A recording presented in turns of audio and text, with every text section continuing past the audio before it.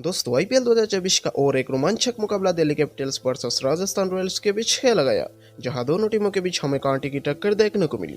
तो वही दिल्ली कैपिटल्स ने पहले टॉस जीतकर फील्डिंग करने का फैसला किया और राजस्थान रॉयल्स को बल्लेबाजी करने का न्योता दिया।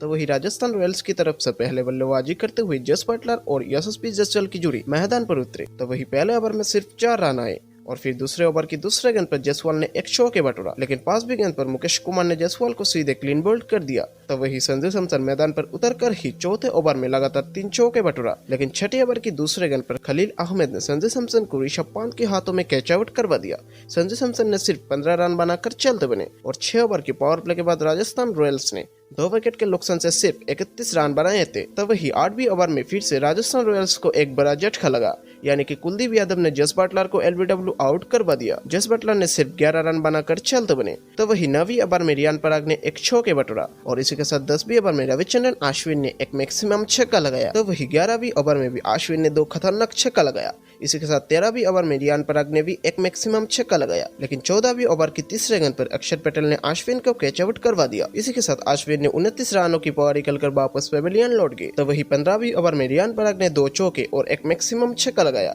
और 15 ओवर के बाद राजस्थान रॉयल्स ने 4 विकेट के नुकसान से सिर्फ 108 रन बनाए थे।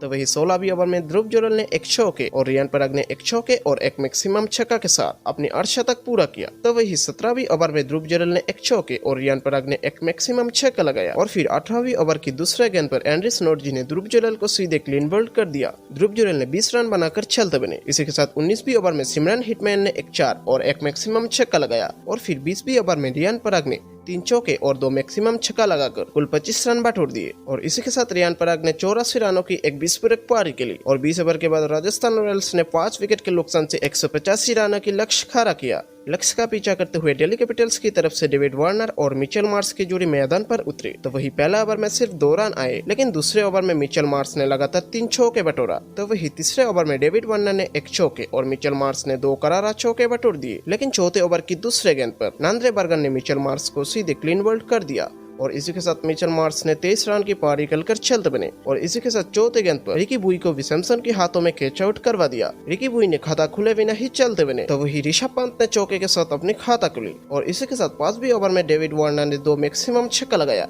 और 6 ओवर की पावर प्ले के बाद दिल्ली कैपिटल्स ने 2 विकेट के नुकसान से 59 रन बना चुके थे। तो वही 8वीं ओवर में डेविड वार्नर की बैट से हमें 2 चौके देखने को मिली और इसी के साथ 10वीं ओवर में ऋषभ पंत ने भी एक मैक्सिमम छक्का लगाया, लेकिन 12वीं ओवर की दूसरे गेंद पर आवेश खान ने डेविड वार्नर को कैच आउट करवा दिया। डेविड वार्नर ने 49 रनों की एक अच्छी पारी खेलकर चलते बने। इसी के साथ 14वीं ओवर में चाहल ने पंत को भी पेविलियन का रास्ता दिखा दिया, यानी पंत ने सिर्फ 28 रनों की पारी खेलकर चलते बने। तो वही 15वीं ओवर में क्रिस्टन स्टाफ ने एक चौके बटोरा और 15 ओवर के बाद दिल्ली कैपिटल्स ने 4 विकेट के नुकसान से 120 रन बनाए थे। तो वही 16वीं ओवर में चाहल ने फिर से अभिषेक पौडेल को भी कैच आउट करवा दिया और फिर 17वीं ओवर में क्रिस्टन स्टाफ ने 2 मैक्सिमम छक्का बटोरा। इसी के साथ 18वीं ओवर में अक्षर पटेल ने सिर्फ एक चौके बटोरा और आप दिल्ली कैपिटल्स को जीतने के लिए चाहिए थी 12 बॉल में 32 रन। तो वही 32 रन के लक्ष्य का पीछा करते हुए 19वीं ओवर में क्रिस्टन स्टाफ ने एक 4 और एक मैक्सिमम छक्का बटोरा और अब आखिरी ओवर में चाहिए थी 17 रन, लेकिन आखिरी ओवर में आवेश खान ने सिर्फ 4 रन दिए और इसी के साथ राजस्थान रॉयल्स ने ये महामुकाबला 12 रन से जीत लिया। तो दोस्तों ये महामुकाबले के बारे में आपका महत्वपूर्ण राय क्या है, कमेंट में जरूर दीजिए।